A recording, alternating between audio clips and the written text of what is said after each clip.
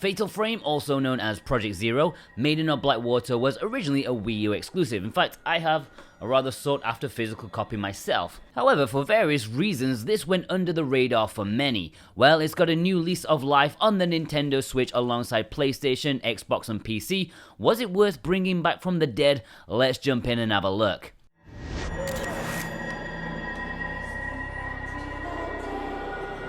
Now just remember guys, we are giving away a Nintendo Switch OLED model once we reach 100,000 subscribers, so be sure to subscribe so we can actually give it away to you, okay? Fatal Frame Maiden of Blackwater is the 5th game in the very well-loved but super niche survival horror series dating back 20 years. In this entry, we see Yuri Kozukata, a young girl who can see the shadowy remnants of lost people. She investigates missing people on the infamous Mount Hikami, a once scenic tourist spot now turned into a literal ghost town where young people are known to commit suicide. With her mentor and friends, she investigates the mystery surrounding the Shrine Maidens. What I love about it is that it plays heavily on the Japanese horror tropes, which for me, when done well, that's the best kind of horror. You've got your creepy ass hair, you've got your water, you've got your grainy found footage, you've got it all. If you enjoy movies such as the Ringu series, then you pretty much owe it to yourself to play this game, although I do highly advise you switch the voice acting to Japanese, because the English one, oh boy, that is something special. It really takes you out of the experience that it is so bad. Now, I'm not saying the script is exactly Shakespeare, but the Japanese can mask the awkwardness quite a bit. Now the story isn't perfect, you kind of get the feeling that cutscenes are missing. Characters tend to just jump into doing the next thing without much explanation about their motivation. It is a problem, but one I can overlook since the game is just dripping with lore. There's lots of little snippets to soak in from the notes found, and the first time I played this back on the Wii U, I read everything that I could. I loved the setting, I love the slow reveal, I love the bonus cutscenes that you can see if you manage to touch a fading spirit before it's too late. It really adds a lot, and most people might not even see those. The gameplay is basically Pokemon Snap, just with slightly more hanging corpses. You go around various locations within Mount Hikami trying to find lost people. The game is set out in chapters and they're fairly well contained and linear, and along the way of your investigation you'll follow the traces of the perished people, uncover their past, solve puzzles, and come toe to toe with malevolent spirits. It's a slow game, like glacially slow. You run slower than most people actually walk. Yeah, it is that slow, but it's kind of frustrating and great at the same time. I think it would be a lesser game if you could just speed around all over the place. It's a survival horror, guys. Opening doors is pretty much worse than the original Resident Evil. Even when you're safe at home, you still open them as though you're about to empty your bowels at something you're gonna see on the other side. But no, it's just your bed. Calm down. Alongside the slow investigation, you'll be making ample use of your camera obscura, a handy device for spiriting the spirits away. The nasty ones, that is. Basically, you take pictures of ghosts' weak points to deal damage to them. The more area you cover, and depending on the ammo you use, the more damage you inflict. Yes, this camera has ammo. Love it. Like everything else in the game, it's really slow. Battles can be drawn out, especially if you're not maximizing your damage output. Sometimes it's actually best to wait for the enemy to attack you, then you can utilize the eponymous Fatal Frame mechanic, which allows you to quick shot the enemy multiple times as a sort of counterattack.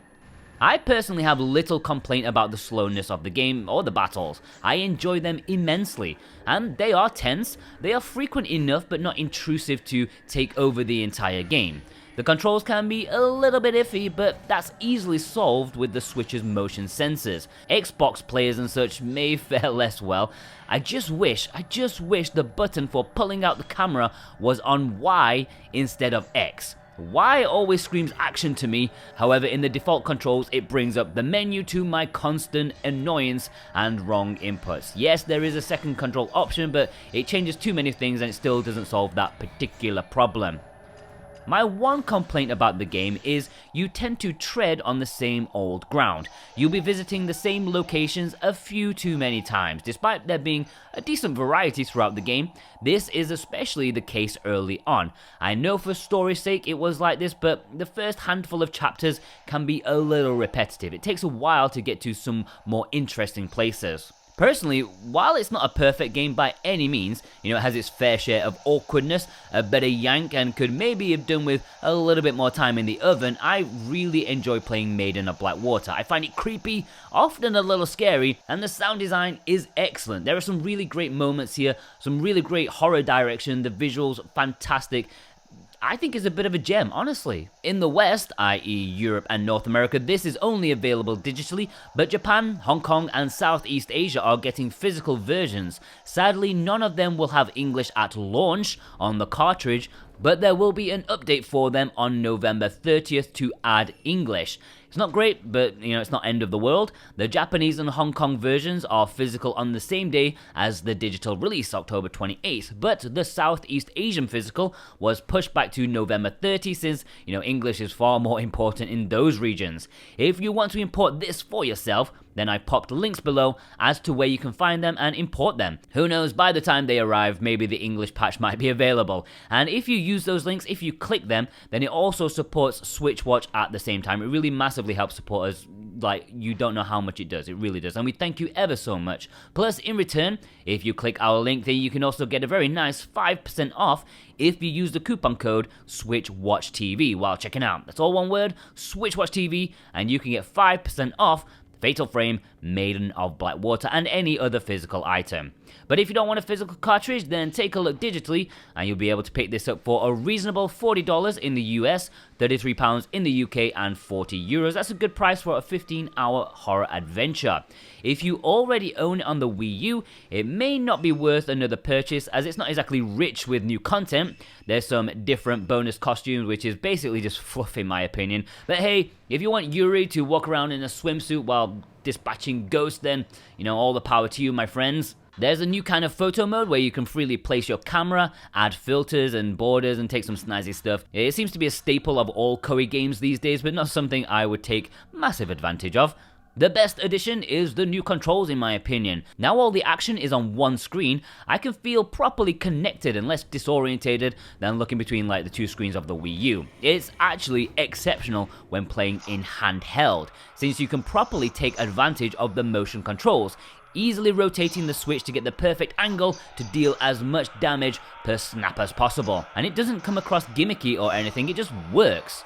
While other consoles may make the game run and look better, I think the Switch, particularly in handheld mode, may actually be the best way to play the game, purely thanks to the motion controls and having it in your hand. It just feels great. Fatal Frame, Switch handheld mode, it's a match made in heaven. Obviously, you may still want to buy it even if you already have it on the Wii U like myself, as it's basically the only way you're going to support potential new entries in the series, because in my personal opinion, and it's just personal opinion, I don't know for a fact, I think this is going to be the series' last hurrah if this does not do the business. I mean, it's finally free from an expensive, pretty much digital only release that got zero promotion on a console that failed miserably. It never stood a chance on the Wii U. It's now out on the Switch, PlayStation, Xbox, Steam. Now is the chance for this to shine, and if you want to support the series, then you're probably gonna want to buy it, to be fair. Maybe you won't think it's worth it. Visually, it's pretty much exactly how I remember when playing on the Wii U. Docked, it is dated of course, but still possibly the best looking horror game on the Switch right now. There's rough edges, but it looks fantastic in handheld mode. I'm playing on the standard Switch, but I'm sure it looks even better on the OLED with the much better blacks. Other than that, I think touch-ups have been minimal. I'm not sure what the case is going to be with other consoles and PC, but I can't imagine they've done too much aside from resolution and frame rate.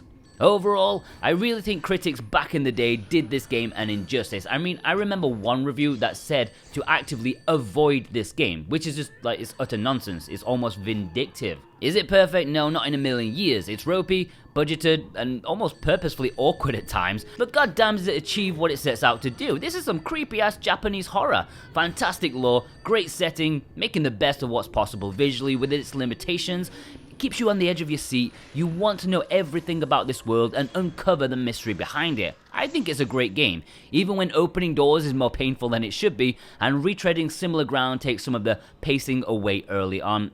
I like it, honestly I do. It's an 8 out of 10 from me. Alright, many thanks to our executive producers Dane Wilkinson, God of Resin, Boombox, Brent McLean, Jonathan Rumor, Santa Tartaruga, Alexander Cato, JCross7776, Elissa, Punky Dooster, Michael Del Polito, Cartoon Soren, Jack Severus, Velos, Robotech Z, Raven Knight, Thorn Metal Luna, and Parsnip Coffee. Thank you for your amazing support. Plus you, yes, you watching right now. If you watched all the way through this review, what an absolute legend you are. If you are one of those, you are the ones who help us grow. You know, YouTube spreads the word if you watch longer. So give me a camera emoji in the comments so I can see the legends among you. Check out some of our other stuff. We have physical Switch releases every Monday, digital bargains on Sunday, plus some other epic content. As you can see, we'll see you guys over there. Have a good one.